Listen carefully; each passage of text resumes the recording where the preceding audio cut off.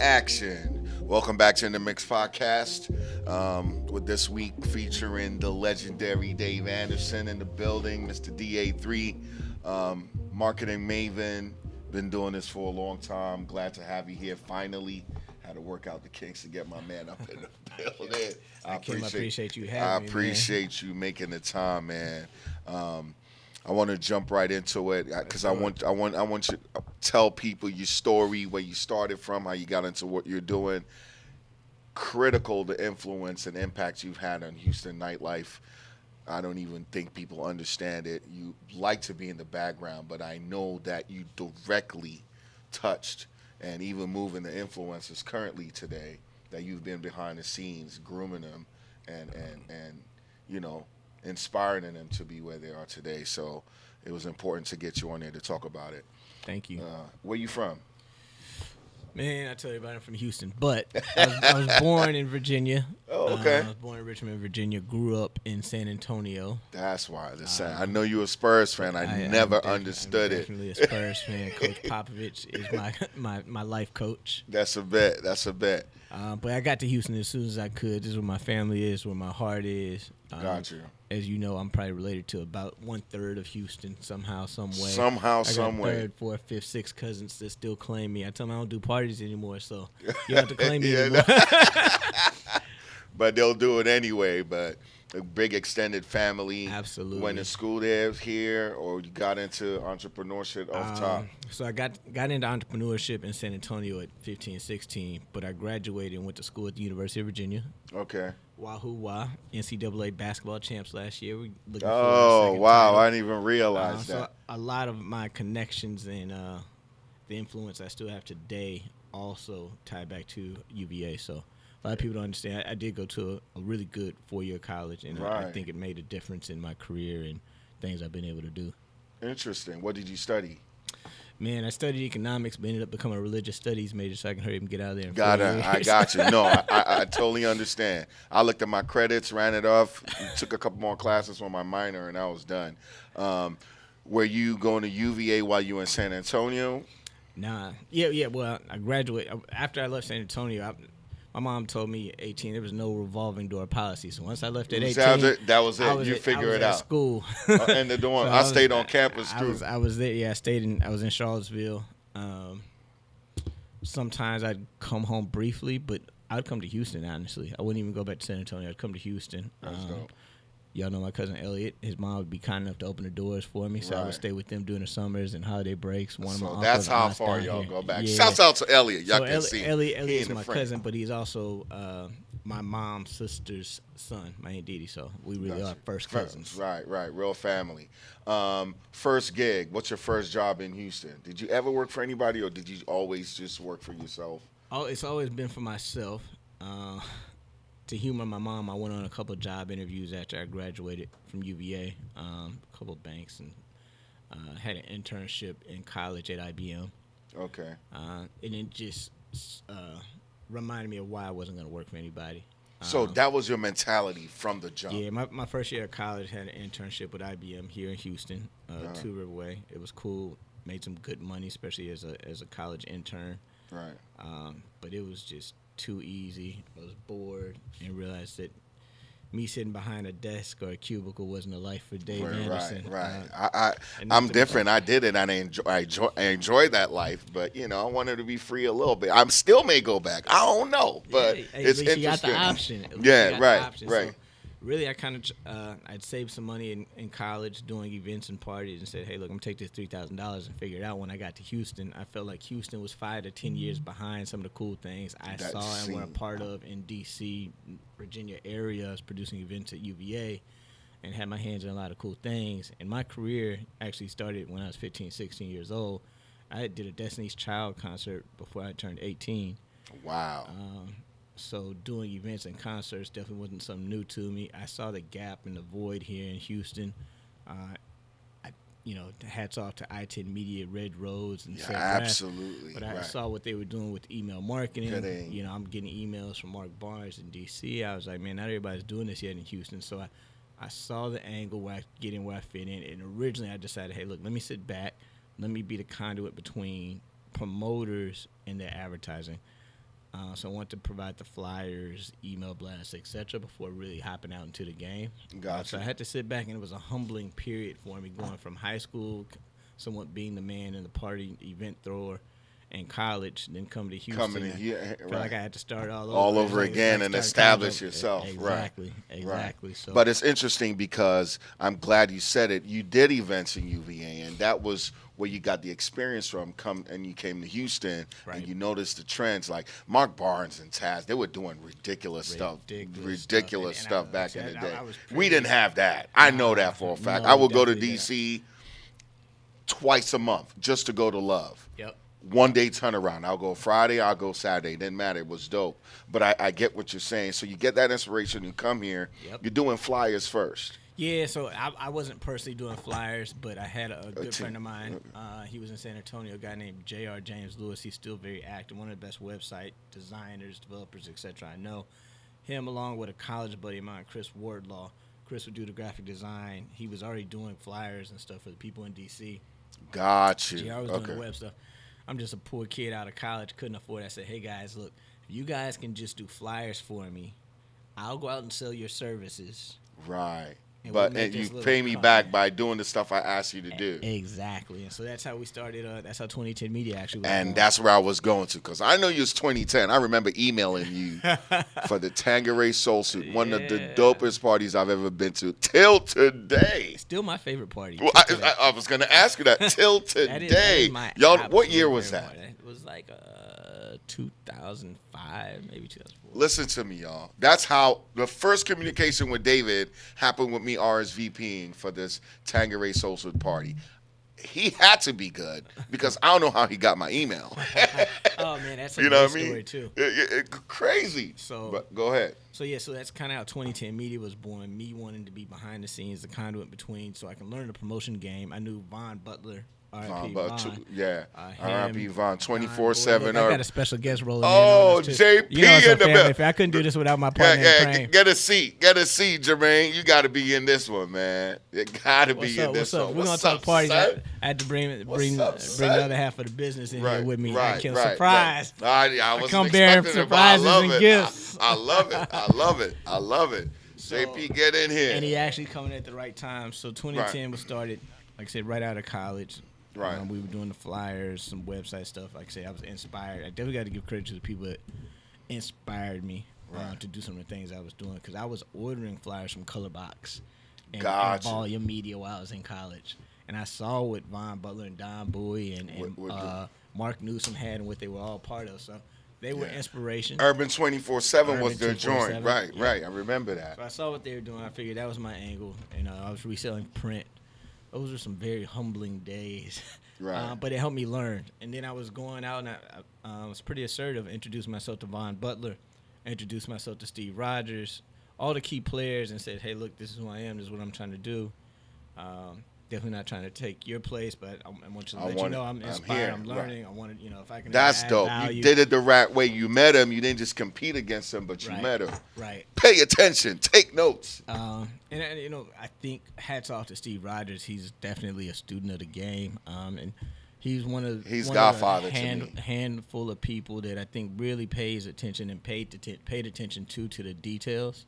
Right. I remember he would go around and pick up flyers. I kind of picked up that habit from him. I literally at one time was picking up every flyer on the ground so I would know what was happening. What's going on? Right. I did that. I still have 3 full shoe boxes of flyers. Yeah. And I just kept my favorite ones. So that's how I Same found out here. what was going on. Same That here. was my IG. That was my Facebook. That was what it is today, where you gathered information. Flyers was it. Flyers was so crucial. And to this day, and I think I showed Steve not too long ago, I still have a Paesanos flyer. It's a die cut fly shit party that I kept from. Listen, I I got got the denim down Tuesday, jean pocket. Legendary. Till today, they will kill. You know what I mean? But that's today, dope. So you meet them. I meet them, just kind of let them know. And then the big leap in my career was at Tanqueray Soul Suite. So How did you garner that? I think it's kind of just a testament to kind of the way my life story has gone, as far as making the right connections, being good to the right people, and never knowing, just kind of paying it forward with no expectations. Right. So a good friend of mine, her name is Angelique Trask. She's now a music artist and actress in LA.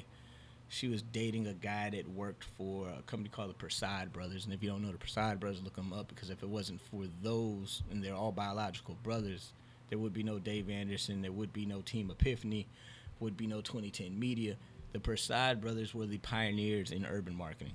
They were the first ones, one of the first people, I think, maybe even to coin the term urban marketing. So specifically, they were going out getting these contracts with Target,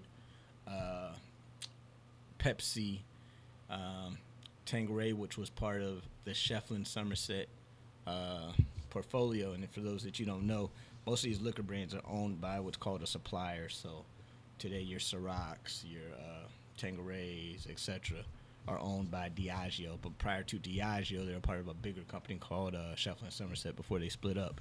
Interesting information. Didn't know that, but they split up now. Right. So it's like parent company. You know this company, but it's part of this company. That's part of this other umbrella company. So for my particular client, Bacardi is the supplier and brand owner for Grey Goose, 50% owner of Douce, Patron, Cazador, Saint Germain, so on and so forth. But to back up to the Tanqueray Soul I got Suite. questions about that. We're gonna visit that later because there's some things I don't know that you can clear up today. But absolutely. So super fortunate. Angelique was down here. Her and her dude, a good friend of mine, Eric Harris. He was working at the Paesanos brothers. Like I said, it was a small agency, but they just had dope brands they wanted to market to black and brown people. Right. And they're brothers. They're African American. African American brothers. Okay. They owned a brownstone in New York, and that's how they were known. They would just throw these really dope parties, and one of them had a JD, one was an attorney. The other one had like the MBA, and the other one I think might have been a doctor. And they're all biological brothers. Wow. Super duper successful. So they were going around. They were known for these brownstone parties, and all the right people in New York would come to their parties. Well, then they got smart, got a brand to pay for them to do these parties at the Black Law Conference, at the Black MBA Conference, et cetera, et cetera. Right. So they were doing all these brands. Out of the Paesanos brothers, most of your local, national influencers in urban marketing now started at the Paesanos brothers. A lot of my mentors and big brothers started there that ended up going to work for Diageo or Moet Hennessy or own their own agency. But Gotcha. So met this guy, Eric Harris. Eric, take him out. Again, this is part of my humbling years when I first got back to Houston. Didn't know anybody, but took him around town. Took him to Cabo's. Right, Cabo's on Richmond. I think it may have been a party going on downtown at Harlan's Barbecue, which right next door to what's now Revention Center. So I took him out, had a good time, didn't think nothing of it. He calls me maybe a couple weeks later, like, hey, Dave, I need you to throw this party for me. I was like, well, Eric, really not the man in Houston, not like I was at UVA. I know Angelique told you a lot of good things about me, but let me get my bearings down here first. And then he's like, nah, you got to do it. You got to do it. He's not asking. Nah, you just got to figure this shit out. Here's the budget. Whatever you don't spend, you keep. Wow. If I told y'all the number, y'all would think I was lying. So it was a fortunate blessing. I was like, now I got to go make some friends. Right, to make this happen. I enlisted the help of cousins. Shout out Jamal, a.k.a. Karate Q. Karate Q, I remember Mr. Bay. Yeah, right. Definitely a family-run organization. And a big brother to me, a guy named Joaquin, a.k.a. Jock. Jock, for sure. So we developed these little memo pads, which were essentially a survey and questionnaire. We asked for your name, email address, phone number, etc. Right. And literally, me and Jock and James go out every night. And collect data. And we would just go out and say, hey, look, man. Is Jermaine in the picture right now? Not yet. Okay, my bad. I want to grill my boy. So right. It's all good. Every night we're going out. We're going out and we're talking to the prettiest ladies and the most, at least the guys look like they had it going on. Right. Through this, I'm at Cabo's on a Monday night. With Spurgeon. Spurgeon was doing Cabo's on Mondays. Right? I know my stuff, man. Those Mondays were Those dope, Mondays right? were fire, legendary. Because it was a cool, young scene. It was. I was so surprised the first time I went. The wings were good. Spurgeon's on the mic, walking through the crowd, hyping everybody out. Right? They took pictures. I watched that. Yep. This was before Embar. So we were exactly. And that's actually a perfect segue. Right. So this lady comes up to me and says, "Hey, what are you guys doing? you guys look, y'all doing okay, but I'm a little cuter than you guys. Let me go out and help you get these filled out. I know a couple of Texans players. I'll get them to the party. Just make sure me and my girls are good. This lady's name was Lisa Rogers. Oh, stop playing. And that is typical vintage Lisa. She'll see what you're doing, and all she's trying to do is help you do it better if you let her. To this day, I have nothing but praise and positivity. And Lisa, we love you. Wow, Mac, I did not know you would connect to everybody like this. That was the hand that she had in my career to really get it started. So that was a chance meeting to meet Lisa and warmly welcome me to the Houston nightlife scene. Right. Not knowing who I was or who I'd be, and right. vice versa. She just wanted to help. Just out. wanted to help anyway. So collected 1,000+ emails hand to hand. Literally, right down. Writing it down. This is how you get invited to this party. We must invite you. Right. So we do the big Tanqueray Soul Suite, Rice Ballroom, open bar, ridiculous budget. I RSVP'd. Watch this. I'm gonna hit you. I RSVP and the RSVP was closed. That's why I emailed him. So I hear about this party and I RSVP and I get the auto response. RSVP for this is sold out. I do my research. I find out he's the guy to talk to. I send this message. And back then in my head, the party is so big to me. You know what I mean? I'm like, I ain't going to get a response. So when he replies, oh, shit. And we start dialogue. I mean, I'm just a patron trying to go to a party. I wasn't doing inDmix, none of this back then. So just getting a pass here, you said you add me to the list and all that. Cool. So I made it a point to meet you that night. I don't know if we met before that, but I remember just from that joint, I was like, that's the man right there. So that's when I realized, hey, look, there really could be money in this marketing, spirits, nightlife thing. After I got that check was enough to keep me straight for a couple of months. You can talk the numbers. It's cool. It's cool now. A little over $30,000. So they gave for you one party. They gave you a $30,000 budget to do the party. Yep. Wow, you didn't spend $30,000 on Definitely that party. Definitely did. But did you like pick? It looked right. Like Did you pick Jill Scott? No, so that was all part of the touring campaign. So she was part of it. I think 1 Year Floetry was part of it. Yeah, DJ because that was the Bond, first one Dougie when Fresh, right. And all these people would end up becoming bigger people. I still look back at that party and those connections, and still to this day, I look at the names, and some of them I didn't realize until now. So at that time, Floetry's manager is a guy named Jay Irving. Jay Irving was partners with a guy. I'm a real nerd when it comes to some of this stuff. It's partners with a guy named Troy Carter. Troy Carter now runs Prince's catalog for Jay-Z. Troy Carter is also Lady Gaga's manager. Jay Irving I met through what he's working with Floetry. He's also Dr. J's son, but he's his own. He's part of a big management group doing some really dope stuff at Spotify. I go back and look at those pictures. You see a young Steve Rogers. I should have brought those pictures. Young Steve Rogers cool. in there. Young. I like how you remember the names and you know the there. tree and connections, how everybody's linked to today. First time Candy and I really had connected because she was doing her thing in the spirits world, but it was just a fun party, sexy party, great entertainment, had all the right elements. Food was great. Real quick, because you brought it up. So Candy was the one doing liquor promo. You're not doing liquor promo at this point. Nah, that was my first entry into the liquor business. Got you. Yep. Seeing that. All right, cool. Seeing it. So once I saw that you could make money just producing one party and having a spirits company, and everyone was happy. Tanqueray was happy. I was happy. And the patrons were happy. The patrons were happy. It was good. It was good. I was young. Matter of fact, I was so young. There were rumors going around from other promoters that I wasn't even 21 yet. But yeah, that was kind of, and that was also my entry into the nightlife scene in Houston. I tried to do a couple of smaller events, but this was the one that kind of really put me on the map. Till today, I'm telling you, on Tanqueray Soul Suite, I will never, ever forget it. You know what I mean? Like, till today, Crystal Ballroom, even that venue till today, like, it just means something different. How do you go from there? You eventually start promoting, but I think getting in the liquor business was the next thing that you did after that. Yeah, so did a couple of little one-off events with Prasad Brothers, did another Tanqueray Soul Suite.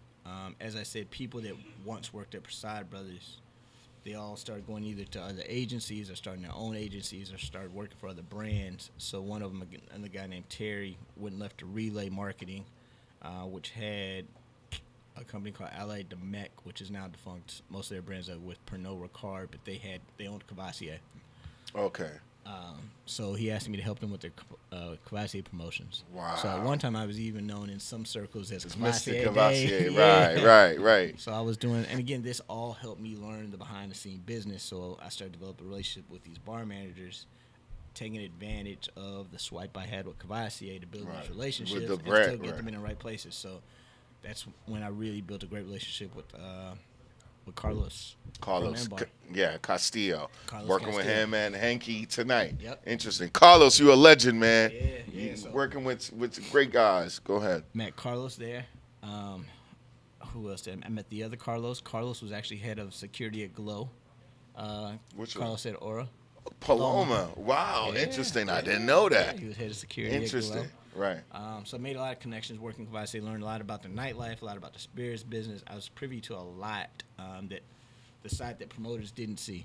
Right. And so from there is when I understood, okay, especially promoters of color aren't getting their fair share of the bar. Because before that time, no one was getting bar commission. At all. Right. And so I started learning from bar managers, club owners, and general market promoters that this is how regular promoters get paid and don't charge at the door. So I said, okay, I see. when we start doing this, we're not going to charge. So Candy and I got together and we said, hey, look, we're going to parlay our spirits money and do a night. And Gotcha. Club Glow had just opened, so we did Glow on Tuesdays. Gotcha. Again, working. So that's first weekly you did, and you partnered with Candy. Yeah, partnered with Candy on Tuesdays. Another person who I failed to mention, and part of my whole backstory, is Lance Williams. Lance is one of my best friends to this day. Him and another brother, Marcus Mitchell. Like I mentioned, I started throwing parties in San Antonio. We had a company called Player Made Productions. Player Made, I have seen that. And the short background on Player Made was at 14, 15, I was doing dances for my church. The dances were so great that the church got known as the party church. The turn-up church, we'll call it today. The name of the church was the Holy Redeemer. Like, are y'all going to the Holy Redeemer? Instead of that being known for the church, that was like the name for the dances. Like, are you going to the Holy Redeemer? Right. So the priest wasn't having it. Shut down our operation. But entrepreneuring me saw, one door closed, another door open. For me. We can brand ourselves as this. Exactly. I was like, You don't want the money? I know where it should go. So Lance, myself, Marcus, we started doing parties. This is my junior and senior year of high school. We decided we'd do a concert. First concert, we brought down Lil Kiki, found his number on the back of the CD. I'm 16, 17 years old. Wow. A guy named Pat Lewis answers the phone. Pat Lewis now does, I think, the Crib Fest. But he was one of Kiki's first managers. Right, Patrick. I know him. Yeah, I email him all the time. So I've known him since I was 17. Wow. This is crazy tying all these pieces together. Right. That's crazy. So I met Kiki at 17, brought him to San Antonio. That's when I realized Kiki's a real professional, man. He had got pulled over they were driving the Candies down from Houston to San Antonio. They get pulled over. I think his boy Duke got arrested, and Kiki still makes it to the show. Half sleep, wakes up, hits the stage, boom, performs a hell of a concert, then he's done. Done, gets out, right. Kiki's professional, so I did man. Kiki in 97. Right. A week later, I brought Destiny's Child down. Wow, this is when they first started. You had them. We were doing between 1,200 2,000 guests at the club in San Antonio in high school. So successful that even my friends were all a year older than me. When they left and went to college, Lance went to Xavier, Marcus went to Hampton.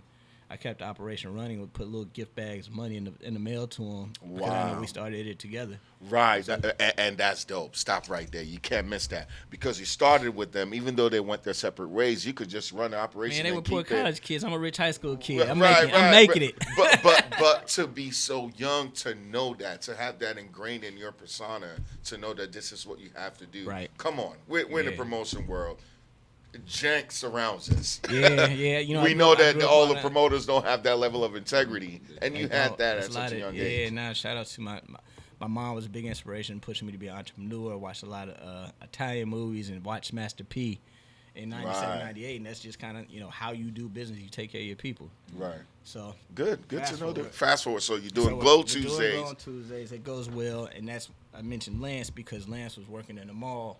Him, another guy, James Bennett, JB, they were all working in the mall, and we ran a promoter contest, and they would help me get these guest lists together to get people into the club before 11. So one of the things I learned through that was, whoever wins the early race is going to win the rest of the night. I don't care if it's a Tuesday, Friday, etc. Right. So my goal used to always be, Get the I don't care if most we people. have 100 people or 5 people. As long as I got more people in my club before you get at 11, I'm going to win the long game. Right. So that would be my game, and Lance was a big part of that early success that Glow Tuesdays. Segue, my boy J. Pat. Right. Jermaine also went to Xavier. Got you. A good friend of ours, Josh. Josh was working with Chameleonaire at the time. Introduces me to Jermaine, and so that's when you meet Jermaine. Yep. Crazy. I thought you like family. He is family. He's family now, right? So at that time, like I said, I was a one-man show in operation with the help of Jamal, James, and Jock. But essentially, this was my show. Right. And I believe I can't ask anyone else to do anything that I wouldn't do. Gotcha. So I was beating the pavement. I was still putting flyers out on cars. Almost up to our last promotion, I was still doing everything. I believe you got to do that, because the way I looked at it, passing out flyers and hand-to-hand combat is what I cost it. That is like everybody crucial. I give a flyer, every other person I give a flyer to equals $10 to me. Right. So that's how I used to look at it. And so I told Jermaine, thinking like, yo, you see how sexy this promoter stuff is. Let me see if you really get out here and pass out 5,000 flyers. Flyers for real. I used to kill it. This man came out with his long triple X white tee on and backpack. Wasn't even tripping. Had his headphones on. Ready. Let's go. I got this. Dope. That's dope. You got more flyers? Killing it, this brother. So that's when we hooked up, and y'all are 713 VIP. And that's 713 VIP. And 713 VIP was built out of the email list that started at Cabo's and the RSVPs we would collect from Glow. I cannot miss this because I don't think people understand this part. At every step of the way, he's created a company. It seems like, right? You did a player made with your guys. Yep. When you got your guys to create flyers and build websites, you created a company. Yep. 2010 Media. Yep. Every time when you join and partner with somebody and you had a specific purpose, Yep. I cannot and miss that. You guys got to understand that gem. I don't know where you are in your life and what you're doing, but have that company, that entrepreneur mentality to create that brand, that company in that moment once you have a purpose that you're trying to serve. Anyway, I give you props for that. That's dope. I appreciate That's it. not something people do. And I always tell everybody, I was like, hey, look, this is not my dream or end all be all to start this company, 2010 Media, 713 VIP, or anything. It's a vehicle for us to get out and make our dreams happen. Not even always to make money. So I would tell Jermaine, I would tell Tammy, I would tell everybody, like, look, while we're all making money together and achieving this together, use my name as the platform for whatever you're trying to do. To whatever you're trying to do. Dope. So doing 713, Candy gets a call from Jason Lowry, who then owns Paesanos. They're doing a rebrand at Shadow Bar, saying, hey, look, you guys are making some noise in a dead downtown. So we got to remind all the listeners, Glow on Tuesdays was an anomaly because it was really only Tonic down there, right? Paesanos, and Toke. Right. Downtown was dead. Right. It was a ghost town. Right. Tuesday night. Right. Super dead. For us to really get Tuesdays popping and going, I think we definitely got on the radar for the right people. So Jason reached out. And Jason he understands trends. He sees all that stuff. Yeah. So he hits her up. Like, hey, would you guys like to do a Friday? Of course, that was the optimal goal anyway. Right. So we did Fridays.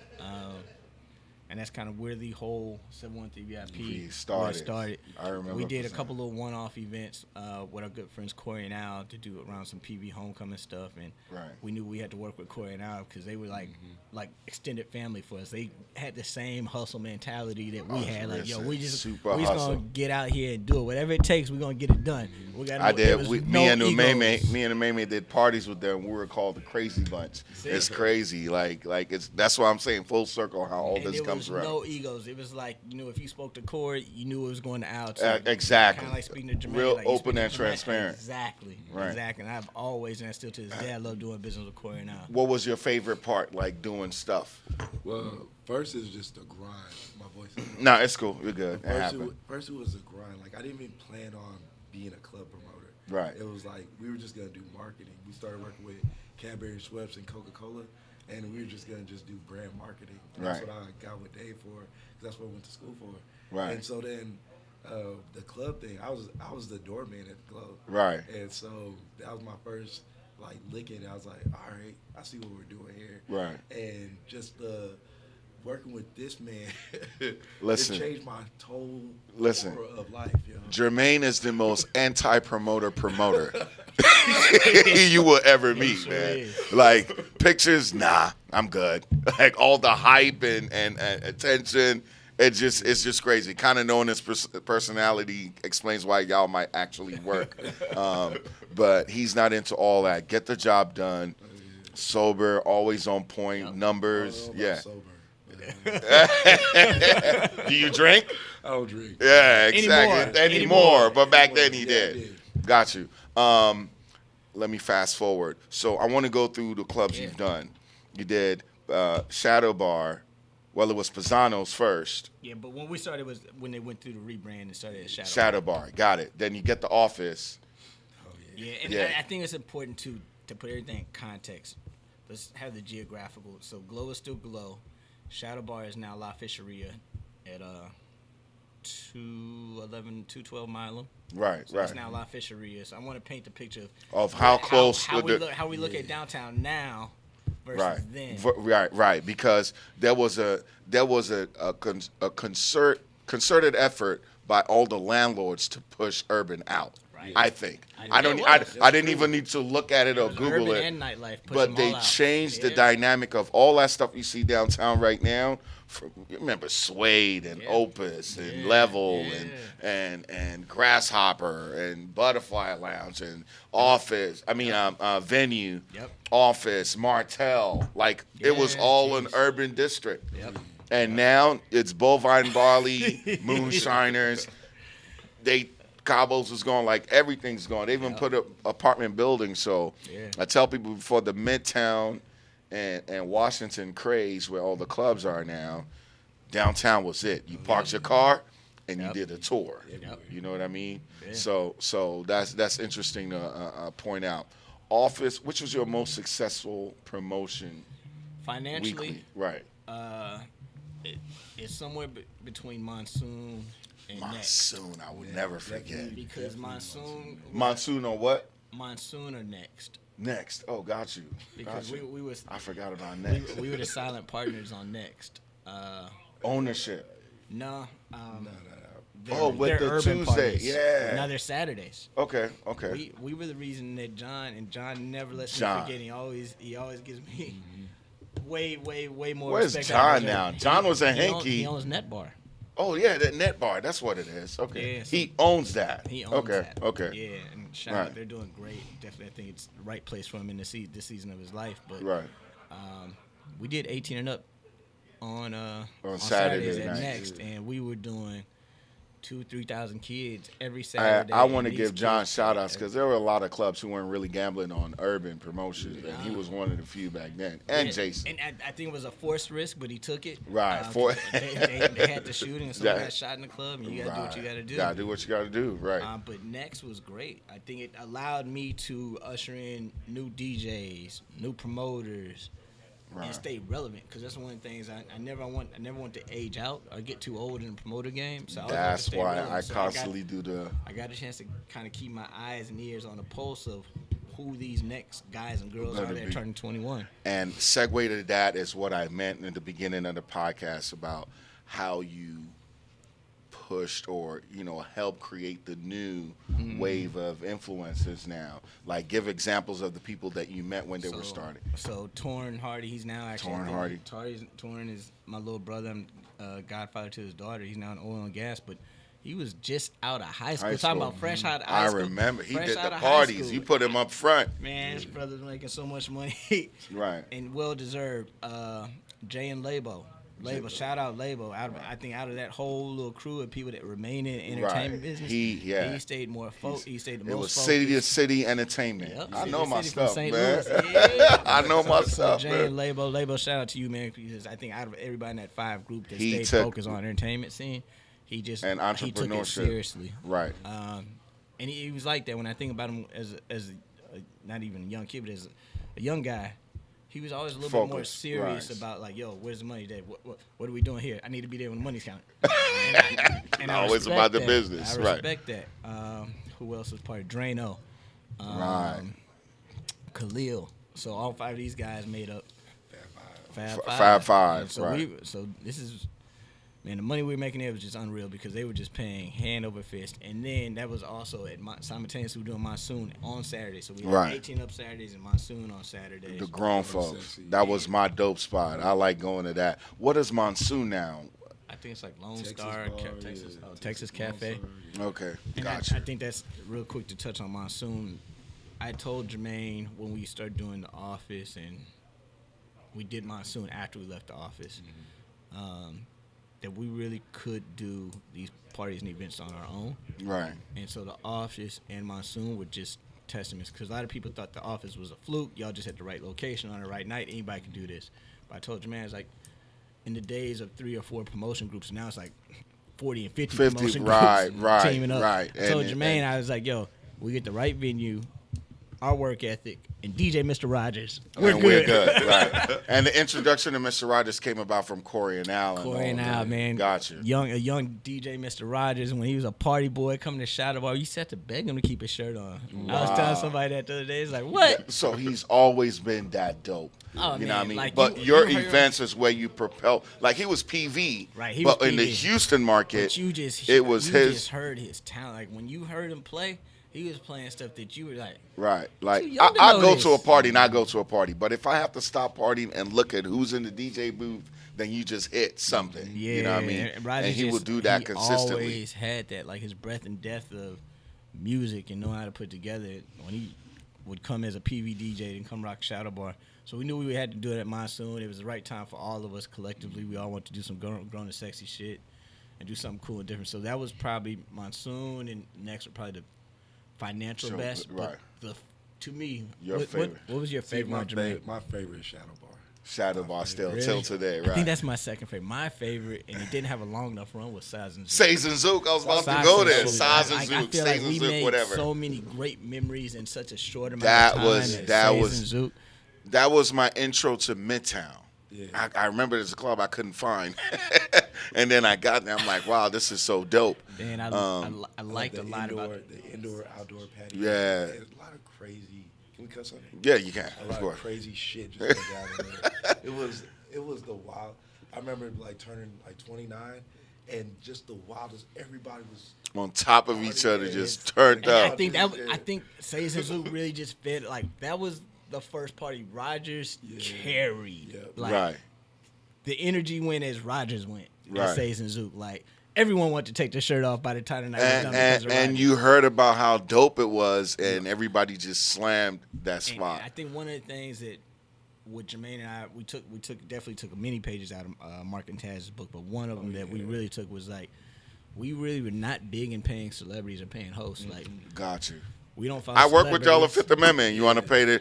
Nah, Dave wouldn't even let me finish the statement. You know what? Nah. So I think it's Fifth and Fifth Amendment. Saez Yeah, Yeah. Actually, Fifth Amendment was my favorite. Fifth and Saez Fifth, Zouk are tied for number one. Fifth for was me. up there. I had fun promoting. It was easy. Exactly. I didn't care what the money and Jay was always on point. I didn't even care. I'll leave and That's get the exactly- money later. Yep. So I feel like Saez and Zouk, we really kind of the same thing. It was like the celebrities, we weren't paying celebrities. They followed us. Like, yo, Right. where Dave and Jay at? Wale came. Like, all these people would come. They'd be there. We wouldn't advertise that they would be there. We'd Right. go out the red carpet. They'd have a good time. Right. And you know, you were there at Fifth Amendment. Oh, we didn't man, reach out we for didn't Drake pay to come that. to us. He Drake just said, came. hey, I wanna- Right. This is Go- where I want to I want to go DJ. to the right. And Drake came to DJ, not come kick it. Right. He wanted to come there and DJ. Man, we had legendary moments. Anyway, So man. those are definitely my favorite ones. I think if there's another gem to drop on everyone, especially anyone that's in the nightlife promoter business, was Fifth Amendment was a perfect exit and kind of like going we're done tour, Right, a right. retirement tour because I think we did that one right. I think what we did right about Fifth Amendment was. Our thing was we don't want to charge our friends. Right, We our wanna- people. We want to make money off our friends' friends. Got you. And you take care of them, and everybody's employing that now. Yep. That's the address. It's free all night. It's cruise, mostly free all night. You gotta transition out of the charging every day. Yeah, I think multiple events weekly. I think that's my silent. If I had to pick some of the things that I think that people don't know me for, I think one, if it was, I don't want to say it wasn't for me, but I was definitely the first African American promoter getting bar commission. Got you. And Definitely. And I think I still see to this day, I still see some proposals that I know I wrote up first. And people just copy and send it. That's crazy. That. And a lot of names of parties people still steal from me. I'm not going to name no names. Right. It's all good. It's all good. You ain't got to put it out there. You ain't got to put it out there. But yeah, definitely getting the bar percentage. And definitely trying to. Although Ra did beat us to it first when he had opened up, was it Milam? Milam, the open bar spot. The open bar spot. Open bar. Right. We would try to do open bar. He was just pissed off and did that out of spite. Look, I just left crazy. this man with Ra, man. I'm friends with everybody these days. We all get money together. Right. Real quickly, we got to sign off because we got the next group up in here. This but is so much fun. I have to come back for part 2. It's cool. It's cool. I needed to ask you this question, and then I'm going to run down a 1-minute rundown. Okay.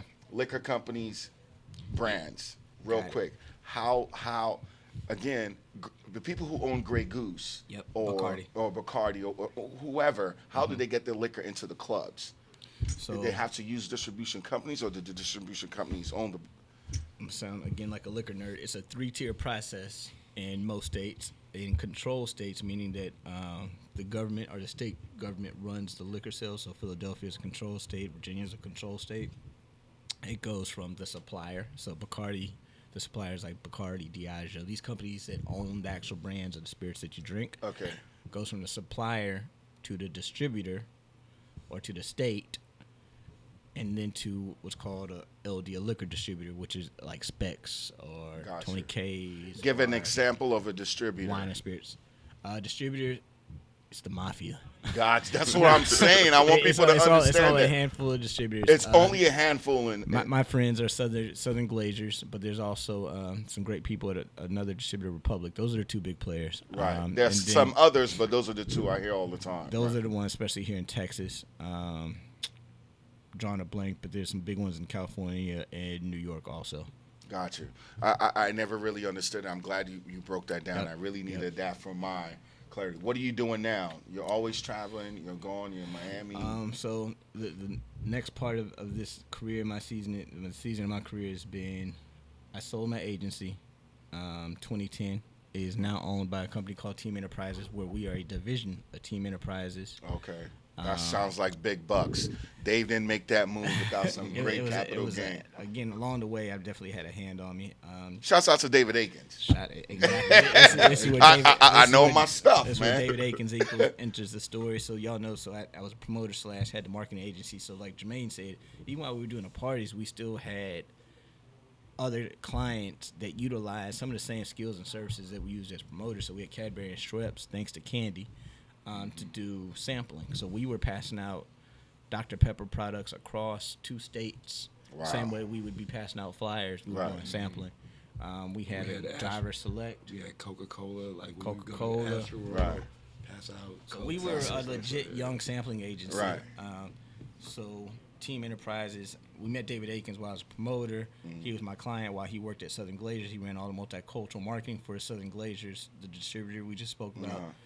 He had the opportunity to leave the company and bring me some bigger business, and we joined forces when a good mutual friend of ours left and went to Bacardi, Pete Carr. He's now the president and CEO of Bacardi North America. Sometimes you just got to draft mentors for you. Pete's one of the guys I just drafted as my mentor. Because he did good business like that. Because he just has a track record of success from Red Bull to Diageo to Southern Glazers, now at Bacardi. And he really, really, really, really believes in multicultural and niche marketing.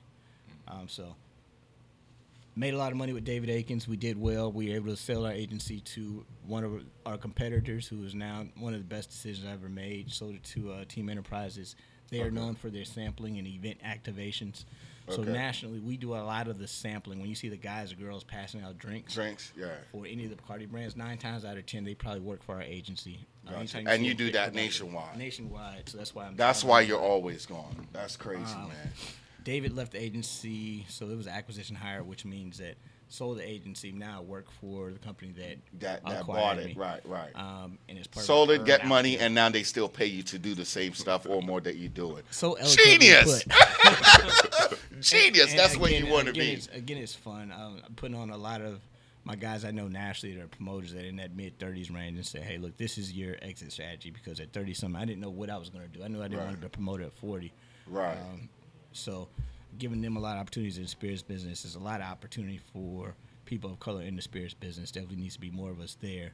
But yeah, so we're running the agency. Our clients also are outside of Bacardi. We picked up BMW. It's actually our biggest client these days. So we do all the events. The agency just did an event in Mykonos, in Greece.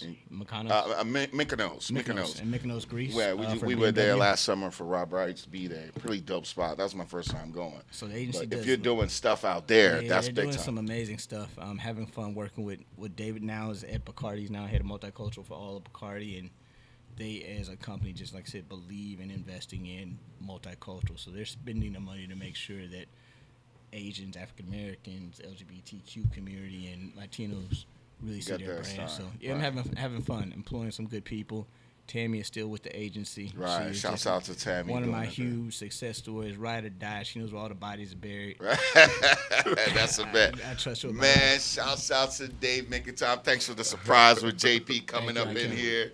We didn't even get to talk about Driver Select. You're going to come back on. Yeah, let's come back. You're going to have some more stuff that we got to talk about.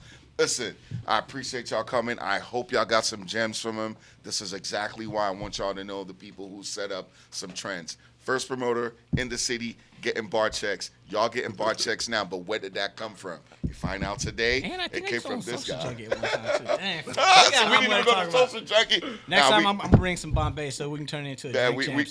We can drink or do some more. It's U of H homecoming week. Hanky and Palo tonight. I might even stop by tonight. Yeah. Come on. We got it sold out. It's crazy. The address, the premiere of Heist. Shouts out to In Crowd. Right. Shouts out to In Crowd, DKB. They start Aura. Well, Heist Fridays at Aura tonight. Space, Ghost. New spot called Domain. We got something that's off of Westheimer. Really, really dope. Got the roof lights. It's crazy. Pretty dope. Dior on Saturdays, always official. UH Homecoming, they got a slew of hosts. The grown folks are at Belvedere. Seaside, no cover all night. That's where you need to be. The grown folks go to Belvedere. The turn up is at Dior. Ghost Bar on Saturdays. Address on Saturdays. Can't go wrong. Vibe Saturdays at Capri. Brunch with Molo. Seaside on Saturdays. Always dope. Sunday lituation at Seaside, the address, of course. Sunday brunch with Corey and Al hosting. Seaside. Yeah. I haven't been, so it's about time I go and support. So I'll be out there. Y'all come through. I can throw in one more thing. Yes, throw it in there real quick. Because I know my talent will kill me. So the other hat I wear is, you see the pin on my hat, The Heist Agency, LLC, who I'm partnered with DJ Mr. Rogers. He's my business partner there, and we co-own a talent management company. So yeah, you manage people now. Not only is that my business partner, but also manage Mr. Rogers, who's made my life easy. And I manage visual artists as well. So I manage Donkey Boy, Donkey Mom, some are dope muralists in town, Color. Working with Nargot Soul, working with another artist named Fernando. I manage DJ Gracie Chavez. Wow. So having fun. DJ Shantae. Right. This must have occurred within a year or two. Within the last 3 years. Gotcha. So having fun again, taking what I know on the agency side, connecting brands with people. Got you. So your two fronts now, management with Heist. Yep. And the company. Yep. 2010. that you created. Team Enterprises. Yep. Man, keep doing your thing. I appreciate you making time, man. And go get fit at the body shop with Jermaine Patterson. Listen, the super trainer, he's covered up, and I wanted to stay that way. But if you need a trainer, shouts out to Jermaine. Jermaine. To the Body Shop HCX. If you need a photo booth, Paradigm Photo Booths. That's a bet. Yeah, we got New Year's Eve coming up. Plug that in. Paradigm Photo Booths. If you need a photo booth for your event, I don't care if it's Thanksgiving. I don't care if it's Christmas, New Year's Eve. This is the season for more celebrations. Follow that, man. We gonna put the tag under your joint for this. Appreciate you, bro. You know what I mean? And you can go get fit for the new year. Get your New Year's resolution. Oh yeah. Yes, sir. Elliot, get in here. Shouts out to Elioso. Cousin L. You know what I mean? He's recording today, so he's on the cameras. You know what I mean? Always appreciate you. Shouts out to y'all again one more time. Thank you, because I always tell people, like, Kim is documenting this stuff. A lot of people don't understand. Like, it's necessary. You are a whole anthropologist. If you go back and look at the history of the urban nightlife scene in Houston. Like, bro, you have some history. But I came in at a different time. There's so many before me that I didn't know. So all I'm trying to at least catalog those that I interacted with. And so you came in at the right time. At the right time, I think so. Doing anything that you and still nobody's doing anything. I still have my inDmix award on my got bookshelf. that right. The inDmix award is coming back. All right, Bring it back. Give me some.